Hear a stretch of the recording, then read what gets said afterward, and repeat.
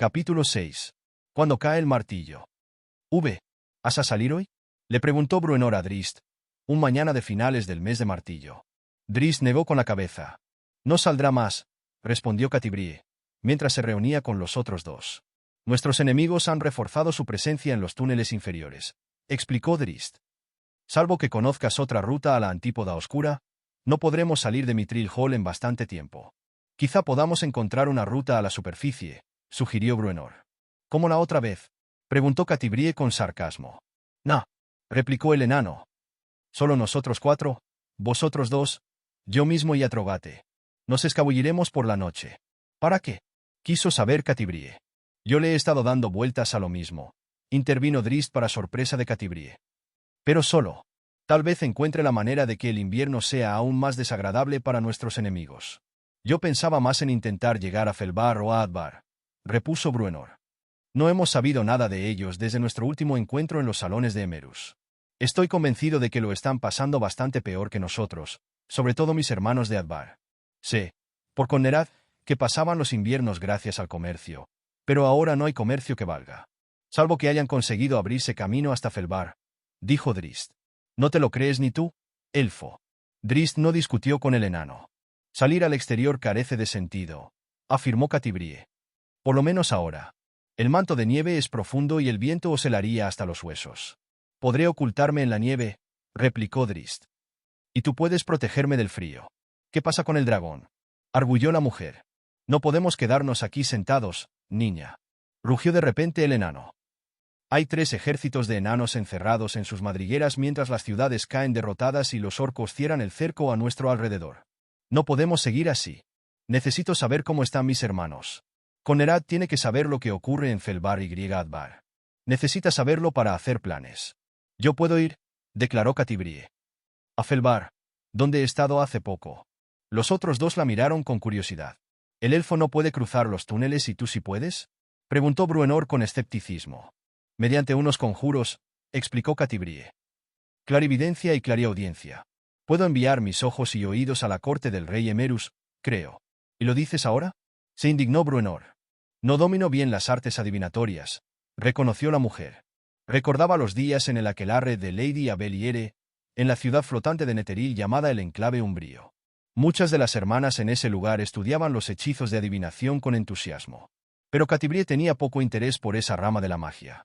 Siempre había sentido predilección por la invocación, las bolas de fuego y por hacer temblar la tierra con sus atronadores rayos. ¿Puedes, o no? Presionó Bruenor. Puedo intentarlo, pero nunca sé interpretar con certeza las cosas que veo. Si tus ojos están allí, ves lo que ves, replicó el enano. No funciona así, respondió Catibrie. La adivinación se basa en la interpretación de pedazos de información, pizcas de aquí y allá. Algunos son reales, otros errores de percepción. Es un arte, uno que no estudié tanto como debí en su momento. Miró a Drizzt y luego, a Bruenor. Lo intentaré. No te pido más, niña, dijo el enano. Se acercó a ella y le puso una mano en el hombro, tras lo que le guiñó un ojo cómplice a Drizzt. Y mientras tú estás con tus conjuros, es posible que el elfo y yo encontremos algo de diversión por ahí fuera. Con lágrimas en los ojos, Regis colocó con cuidado la última piedra sobre la tumba de Wulfgar. Le dolía el hombro y la herida aún le sangraba. Sabía que estaba a punto de perecer, pero se había quedado sin ideas. Había recorrido la cueva arenosa en la que habían caído en busca de una salida, pero en vano. El único camino por ese lado era el que conducía a los orcos y los drow de los que habían escapado. El túnel hacia el que corría Wulfgar, cuando se había golpeado en la cabeza, descendía de forma abrupta y el aire estaba cargado de humedad. Al volver un recodo, topó con una rampa al final de la cual oyó el sonido del agua, perturbada por algo que se zambullía en ella. Se detuvo. No quería toparse con las criaturas que frecuentaban las aguas estancadas de la Antípoda Oscura. Sin embargo, no le quedaba más remedio que ir en esa dirección. Se le acababa el tiempo. Adoptó la forma de un chamán goblin y se dirigió hacia el túnel. Oyó el sonido del agua goteando, semejante al latido de un corazón, aunque el de Regis iba mucho más rápido en esos instantes. Tras dejar atrás una vuelta del pasadizo, el alflín se sumergió en una oscuridad total, y antes de que sus ojos pudieran adaptarse a la brusca ausencia de luz, metió un pie en el agua. Agua corriente. Era un río subterráneo, no un lago. Regis se arrodilló en la orilla y aguardó a que su vista se acostumbrase a las sombras. No tardó en distinguir un río bastante ancho y caudaloso. En la otra orilla, unos pocos líquenes luminiscentes revelaban una pared que cerraba la caverna por ese lado. Hundió la mano en el agua. La corriente no era muy fuerte. Lentamente y medio agachado, fue hacia el extremo de la caverna a su derecha, por donde salía el agua, y luego a la izquierda por donde entraba. Para salir de ahí iba a tener que meterse en el agua, y era muy posible que también tuviera que sumergirse en ella. Regis miró hacia atrás, al camino que lo había llevado hasta allí, al lugar donde estaba Wulfgar. No podía volver sobre sus pasos, ni podía quedarse allí. Metió la mano de nuevo en el agua. No estaba demasiado fría. Por los dioses, musitó el alfling. Se despojó de casi toda la ropa y los pertrechos, y los guardó en el espacio extradimensional mágico del morral que pendía del cinturón. Cogió su daga y la examinó. Las hojas serpientes no se habían reformado todavía, así que también las metió en el morral y sacó el florete, que introdujo bajo el cinturón. El palpitar sordo de la herida le dijo que se estaba entreteniendo demasiado. Con un último vistazo a su espalda, Regis se metió en el agua, que le llegó hasta la cintura.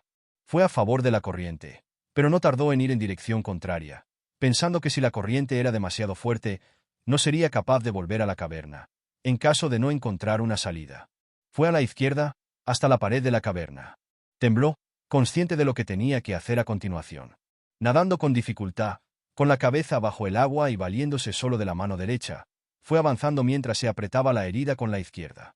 Quería impedir en lo posible sangrar dentro del agua. Muchos depredadores marinos acudían al olor de la sangre. El esfuerzo era enorme para el alfling. En un momento dado, intentó enderezarse, pero el mínimo margen entre el agua y el techo se lo impidió. Siguió hacia adelante con determinación. El techo continuó oprimiéndole, apenas contaba con el espacio suficiente para respirar. Se preguntó si tenía sentido seguir avanzando. Solo alguien con sangre genasi podría haber llegado tan lejos, y seguía sin ver una salida. Se estaba quedando sin fuerzas, sin opciones. Estaba condenado. De repente, distinguió un chispazo de luz, apenas el reflejo de un reflejo, nada más. Desapareció con la misma rapidez que había aparecido. ¿Liken? El alfling continuó avanzando contra la corriente, sacando fuerzas de flaqueza. Y entonces vio más luces, que destellaban inquietas conforme se metía en el agua. Siguió adelante, aunque sus resistentes pulmones comenzaban a protestar por la falta de aire. Las luces ya estaban a su alrededor y apenas resistió el impulso de salir de golpe cuando advirtió que eran de antorchas. Emergió con lentitud. No sabía qué le esperaba. ¿Orcos? ¿Goblins? ¿Drow? Se asomó con cautela y sintió la esperanza renacer en su interior. Los portadores de las antorchas no eran monstruos, sino hombres y mujeres, humanos y elfos, e incluso enanos. Y el lugar era un enorme campamento. Regis se incorporó del todo y no pudo evitar un gemido. Algunos de los hombres repararon en su presencia. Le miraron con ojos desorbitados, y Regis le respondió con una amplia sonrisa de alivio. La sonrisa del alfling se desvaneció cuando un muro de lanzas voló a su encuentro. Catibrie hundió la mano en el agua agitando su superficie, presa de la frustración. Había creado un cuenco de visión a la perfección, pero sus conjuros no mostraban nada, aparte de su propio reflejo. No pudo evitar recordar a Lady Abeliere, que le reprochaba su obsesión por las explosiones y la lucha, cuando la información y el conocimiento eran las auténticas claves para el auténtico éxito. Con un suspiro, se alejó del cuenco de visión, apartó una cortina y se dejó caer en un sillón ante la ardiente chimenea. Su mente era un torbellino. Sabía que Drizzt y Bruenor saldrían al exterior a pesar de las ventiscas, y ella no era capaz de ofrecerles la menor ayuda mágica para guiarles o prevenirles. Se sentía impotente.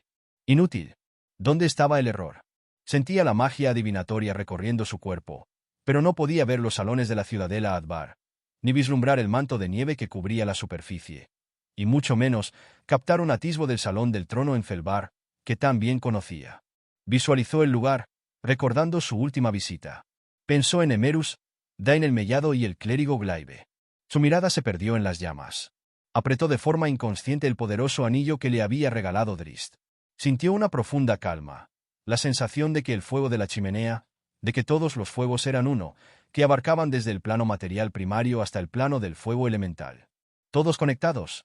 La imagen del salón del trono de Felbar apareció ante ella, difuminada, tras las llamas de la chimenea. Catibrie respiró con fuerza y se inclinó hacia adelante, escudriñando la imagen ante ella. Estaba allí, entre las llamas del fuego que ardía en la chimenea del rey Emerus. Ante ella se encontraban el anciano rey enano y sus consejeros. Me temo que lo vamos a perder, oyó decir a Emerus. Es joven e imprudente, intervino otro enano. A Catibrie le pareció la voz del clérigo Glaive, pero no podía verlo y no lo conocía tanto como para estar segura. Joven y desolado a causa de la muerte de su gemelo, querrás decir, señaló Dain el Mellado, que estaba sentado junto a Emerus. Y desesperado, añadió el rey Emerus.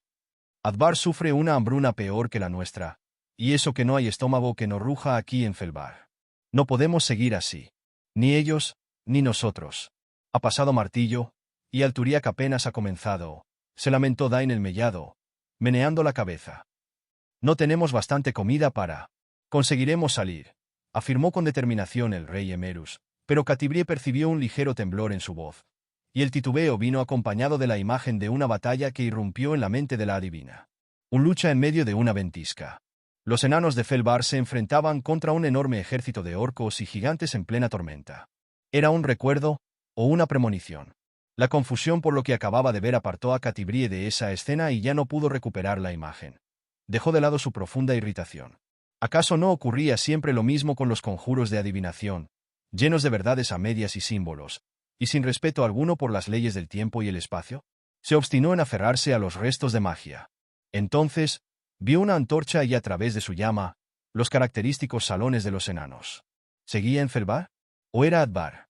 ¿O quizá estancias inferiores de Mithril Hall? Había enanos, temblorosos y demacrados, con el semblante fruncido, que deambulaban de un lado para otro. La visión de la infraciudad se hizo más amplia y Catibrie comprobó que no era Mithril Hall, ni Felbar, pues parte de ella parecía hallarse sobre la superficie. Advar, se dijo. Oyó los lamentos tras las puertas y las ventanas. Sintió la ira, la impotencia, la frustración y el hambre. Sobre todo el hambre. En la ciudad reinaba el hambre. En la plaza de la ciudad vio que se amontonaban los cadáveres, jóvenes y ancianos en su inmensa mayoría. La pila de cuerpos se desvaneció, aunque no la sensación amarga que le pesaba en el corazón. Observó a dos enanos que caminaban con dificultad, encorvados y débiles a causa del hambre. Catibrie se recostó en el sillón y dejó que el conjuro se disipara. Se dijo que, de todas formas, la magia comenzaba a disiparse, aunque tuvo que reconocer la verdad. Era incapaz de seguir contemplando esas terribles imágenes. Se quedó allí durante un buen rato, digiriendo lo que acababa de presenciar, intentando comprender las imágenes, ordenarlas cronológicamente, y separar los recuerdos de las premoniciones para centrarse en el presente. Oyó cómo se abría la puerta de la estancia y sintió la presencia de Drist. Hay que encontrar la forma de salir, le dijo, antes de que él diera un paso hacia ella. Regis se sumergió hacia el fondo del río, presa de la confusión y el miedo. Se revolvió, intentando encontrar una roca o algo similar que le sirviera de escudo contra sus atacantes. Luego volvió a donde el techo bajaba hasta casi tocar el agua, al estrecho túnel donde las lanzas no podían alcanzarle. ¿Por qué le habían atacado? No tenía sentido. Una lanza, que rasgó el agua ante él, le hizo reaccionar. Se alejó a toda prisa. ¿Qué había hecho? ¿Por qué atacaban a un alflín desnudo? Y entonces recordó que no era una alflín. Al menos, no de aspecto. Se tocó la gorra y recuperó su apariencia normal. Y en cuanto surgió del agua, comenzó a gritar cuál era su auténtica naturaleza. O lo intentó, porque todo lo que surgió de sus labios fue un balbuceo ininteligible y un montón de agua. Se movió a toda prisa, agitando los brazos con desesperación. «¡Esperad! ¡Esperad!». Sin embargo, una maza ya volaba hacia su encuentro y le golpeó con tanta fuerza que le hundió en el agua, apenas consciente.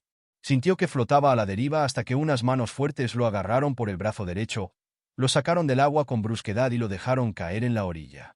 Se desplomó sobre el suelo, aturdido tras el golpe en la cabeza y estuvo a punto de desmayarse.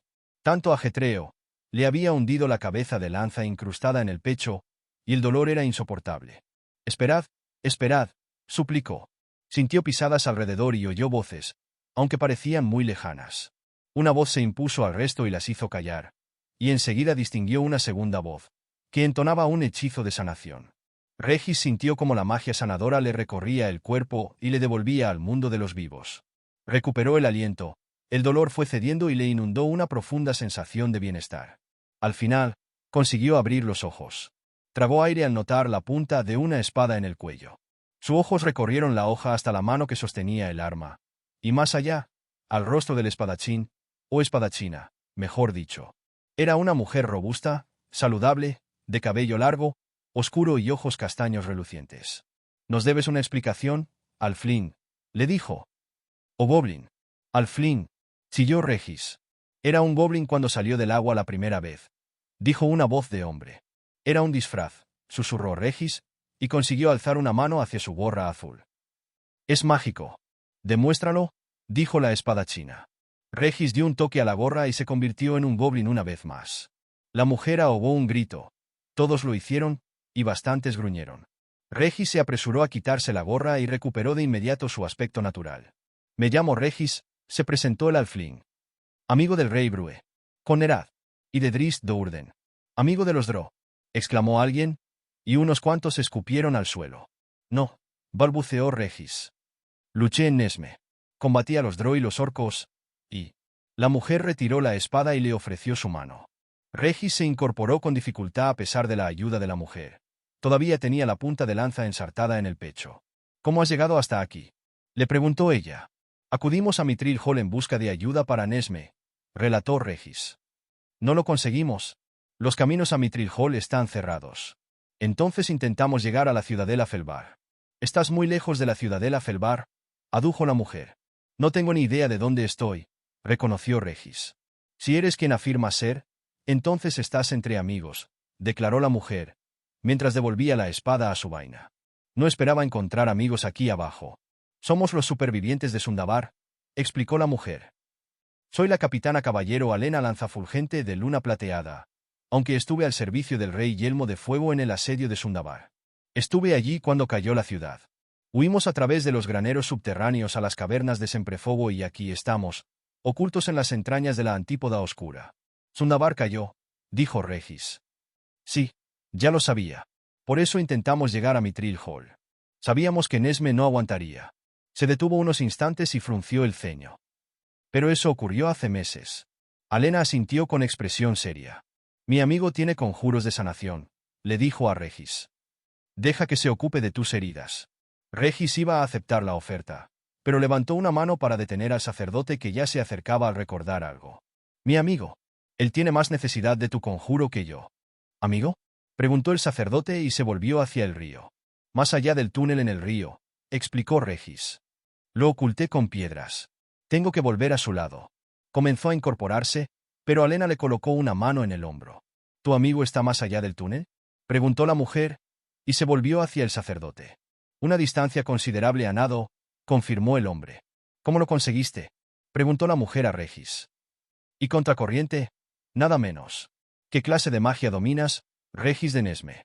«Ninguna», exclamó. «Bueno, no mucha. Vengo de Aglarond, de una ciudad llamada del Tuntle a orillas del mar de las estrellas fugaces. Me ganaba la vida buceando en busca de ostras y perlas. Nadar hasta aquí no fue nada». «¿Cuántos de tus amigos aguardan al otro lado del túnel?», preguntó Alena. «Solo uno. Tenemos que darnos prisa. Os lo ruego». Alena se volvió hacia el sacerdote y le hizo un gesto. «¿Cuántos nos quedan?». El sacerdote repitió la pregunta a los hombres a su espalda. «Disponemos de 5 hechizos ahora mismo», declaró. «En ese caso, tú y yo», dijo Alena, y comenzó a despojarse de sus ropajes. «Uno para el Alflin». «¿Qué hechizos son esos?», preguntó Regis. «Para respirar bajo el agua», explicó el sacerdote. «Yo no lo necesito, pero mi amigo sí». «Hay un buen trecho», le recordó Alena. «Uno que acabo de hacer, y no con rapidez». «Que venga Torbache». «Entonces», dijo Alena, señalando a un hombre alto y robusto, quien comenzó a despojarse de sus ropas. «Creo que no deberías ir, capitana caballero», sugirió el sacerdote. «Podría tratarse de una trampa». «Si lo es, te alegrarás de contar con mi compañía», arguyó la mujer. Ahora solo vestía una ligera prenda interior sobre las que se ajustó la espada. Poco después, los 4 entraban en el río unidos entre sí por una larga cuerda. El sacerdote llevaba una pequeña daga en alto a la que había dotado de luz mágica. Con la corriente a favor, no tardaron en alcanzar la caverna, y Regis se adelantó hacia la orilla y corrió por el túnel. Los demás corrieron tras él con sus armas en las manos. Cuando Regis llegó a la tumba que había construido para proteger a Wulf, el desánimo se apoderó de él. Alguien había abierto el túmulo, arrojando las piedras a un lado. «Wulfgar», susurró, e iba a gritar su nombre, cuando Alena le detuvo agarrándolo por el hombro. «Estaba aquí», insistió Regis. «Y todavía lo está», pronunció una voz, y Wulfgar apareció con el poderoso Aegisfand en la mano. Regis se estremeció ante el deplorable aspecto del bárbaro. Estaba sucio y cubierto de sangre coagulada, y la capa de piel de lobo que le cubría los hombros estaba hecha trizas. La sangre aún manaba de la herida que se había abierto al chocar contra la entrada al túnel.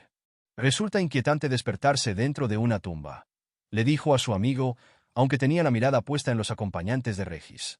No quería que te encontrasen, explicó el alfling. ¿Ellos? Preguntó Wulfgar, sin dejar de mirar a la mujer. Los Drow y los orcos, respondió Regis, y se volvió hacia Alena. No ellos. Intentó de nuevo atraer la mirada de Wulfgar y continuó. Son refugiados de Sundabar. Se calló al advertir que Wulfgar no le escuchaba, y miraba más allá de la Alena. El alfling la contempló, también no pudo negar que el interés de su amigo era fundado. La ligera ropa de la mujer se adhería a su piel de manera que destacaba sus curvas.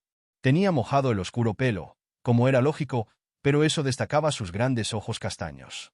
A pesar de sus penurias en la antípoda oscura durante los últimos meses, el aspecto de Alena Lanzafulgente era saludable y lozano. Ya habrá tiempo para esto más tarde. Ahora hay que marcharse de aquí, dijo la mujer, consciente del interés de Wulfgar. Le hizo una señal al sacerdote. El hombre fue hacia Wulfgar y comenzó a formular un conjuro. Para respirar bajo el agua, le aclaró Regis. Te va a hacer falta.